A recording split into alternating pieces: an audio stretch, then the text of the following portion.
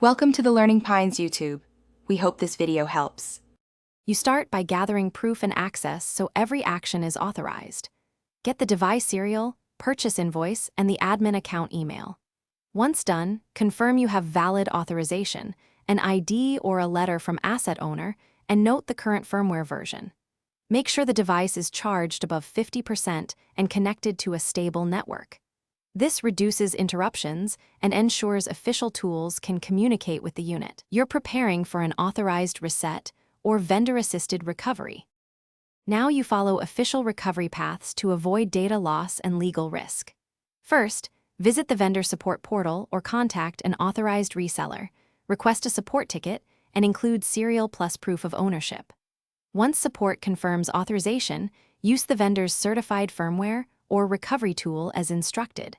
Make sure to document each action and timestamps for audit purposes.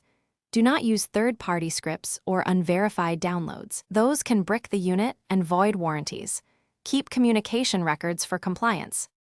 Finally, perform the vendor-guided factory reset or credential restore and follow step-by-step prompts. After the process, re-enroll biometric templates and test with at least 3 representative users to verify matching and latency. Make sure to update firmware and change default admin credentials immediately. If anything goes wrong, escalate with detailed logs, timestamps, and your support ticket ID so the vendor can diagnose the fault. Troubleshooting tip: preserve system logs and never attempt unofficial bypasses. They complicate recovery. Thanks for watching. Consider subscribing if we helped you.